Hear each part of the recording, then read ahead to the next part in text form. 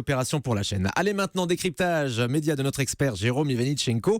On revient sur cette affaire de Charlie Hebdo, plus de 2 ans après la tuerie de janvier 2015. Une nouvelle plainte va être déposée contre le journal, Jérôme. Oui, c'est ce qu'annoncent les avocats de Gala Renault. Le 7 janvier 2015, son mari Michel se rend dans les locaux de Charlie Hebdo.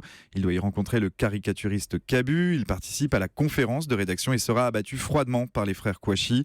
Plus de 2 ans après l'attentat contre l'hebdomadaire satirique, Gala Renault sort de son silence dans une lettre adressée il y a quelques jours au doyen des juges d'instruction de Paris. Elle annonce son intention de porter plainte pour abus de confiance aggravé. Alors concrètement, ce qu'elle reproche aux responsables de Charlie Hebdo, c'est l'utilisation de l'argent récolté après les attentats. On s'en souvient, le journal avait bénéficié d'un élan de solidarité sans précédent. Il avait reçu 4,5 millions d'euros de dons, mais surtout un soutien massif de la part des lecteurs. L'édition publiée une semaine après la tuerie, le fameux numéro des survivants, s'était écoulé à près de 8 millions d'exemplaires, un record dans l'histoire de la presse française. À tirage exceptionnel, recettes exceptionnelles, ce numéro aurait rapporté près de 15 millions d'euros à Charlie Hebdo. Au lendemain de l'attentat, plusieurs membres de la rédaction ont assuré publiquement que les recettes de ce numéro seraient reversées intégralement aux familles des victimes. Une promesse non tenue selon Gala Renault. À ce jour, elle aurait reçu seulement 141 000 euros de dons. Elle y voit donc une forme de détournement de fonds. Oui, ces avocats estiment qu'il y a tromperie sur l'utilisation des recettes générées par ce numéro exceptionnel. Ils y voient une forme de trahison à la fois à l'égard des familles des victimes, mais aussi envers les lecteurs, convaincus que leur argent reviendrait aux survivants.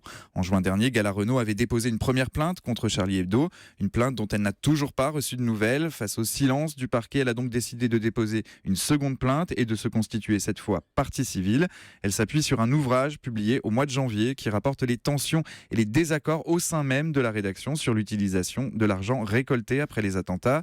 Cette accusation de promesse non tenue, elle est battue en brèche par les responsables de Charlie Hebdo et notamment par RIS. Ce matin, dans Le Parisien aujourd'hui en France, le directeur de la publication, mis en cause nommément dans la plainte, assure que l'action judiciaire engagée contre lui est absurde. Il assure qu'à aucun moment les responsables n'ont promis de reverser les recettes de ce numéro aux familles des victimes. Il parle du chaos des jours d'après où régnait une forme de cacophonie, d'une période où chacun disait tout et son contraire. Il veut croire que la priorité aujourd'hui, elle est d'assurer la pérennité du titre et de continuer à se battre pour la liberté d'expression.